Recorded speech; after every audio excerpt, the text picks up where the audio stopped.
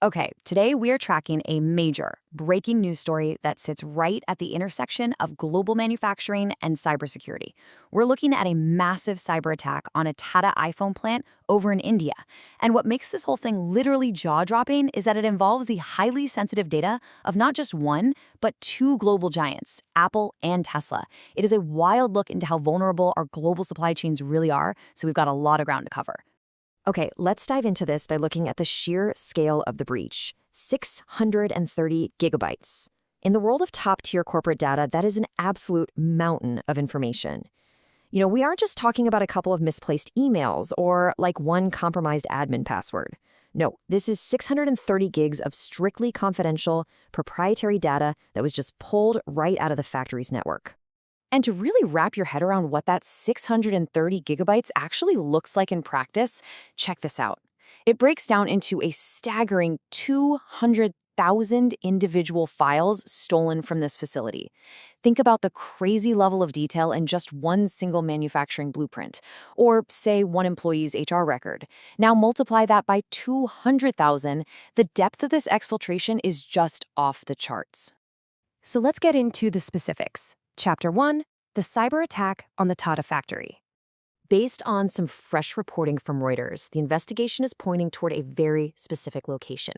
Now, Tata hasn't officially confirmed that the targeted facility is their plant in Hosur, Tamil Nadu, which, as a quick side note, actually recently faced some local criticism over alleged water contamination, but the stolen data kind of speaks for itself. The hackers managed to grab at least 33 specific files and folders that explicitly name-drop the Hosur plant. So how is Tata handling all of this? Well, here's a direct quote from a Tata Electronics spokesperson. They did acknowledge that a few weeks ago, they spotted a cybersecurity incident on some of their systems. But the big takeaway they want to push is this. Our response protocol was immediately deployed, and the incident has had no impact on our operations across businesses, which are still unaffected. Basically, they're projecting total stability, trying to assure the market that the physical assembly lines are still humming along just fine. Okay, let's move to and see how this builds into Chapter 2, the compromised data, specifically Apple and Tesla. We are actually looking at two very different situations here, depending on the company. On one side, you've got Apple. Now, security researchers have verified this leak. The files are 100% real, carrying explicit tags like com.apple.factory data, and they contain actual legitimate technical specs. But on the flip side, we have Tesla. The hackers are claiming they stole Tesla vehicle blueprints from this same Tata facility. But, and this is a big but, as of right now, those claims are completely unverified. It's super important we keep that distinction in mind as we look at the data. So let's break down the verified Apple data first. We are not talking about boring corporate memos here. We are talking about highly technical, proprietary material specs. Just think about a 52-page iPhone circuit board quality inspection manual.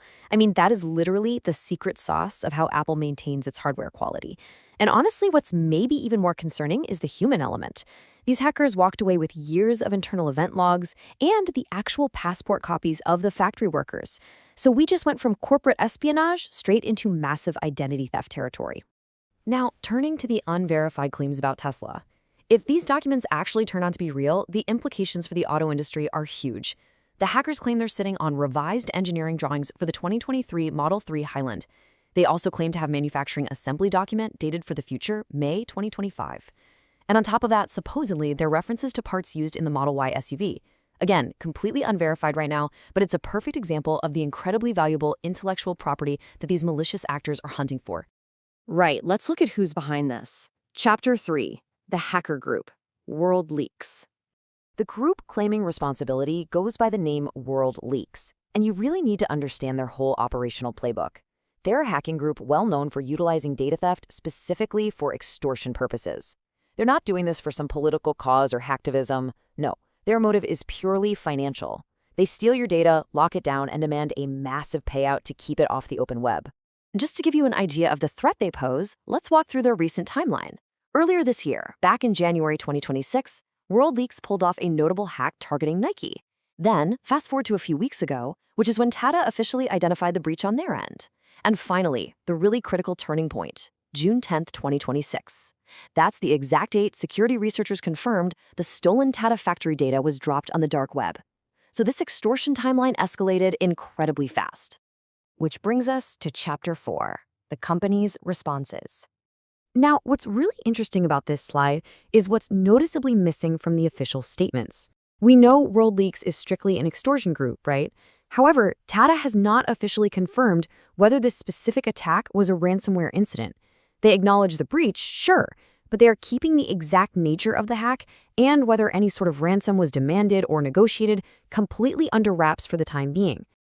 And what about Apple? Well, their response is right out of the classic crisis management playbook. Officially, absolute silence, no public comment. But reports are leaking out that behind the scenes, an unspecified source says a full analysis is underway. Basically, Apple is scrambling right now to dissect exactly what was taken, trace the digital footprints, and figure out how to do damage control now that their secret manuals and employee passports are floating around the dark web. And that brings us to the core takeaway of this whole explainer. When a single factory breach in India can expose the highly technical blueprints of Apple, potentially Tesla, and compromise the private passports of thousands of workers, well, it forces us to take a hard look at the big picture. Does this incident raise questions about the security of our global manufacturing hubs? Because as our supply chains get more and more interconnected, you have to wonder, are the actual physical factories building our tech the weakest link in our cybersecurity defense? It's a massive, complex question, and you can bet the tech industry is going to be wrestling with it long after this specific story fades from the news. Thank you so much for joining me for this experience.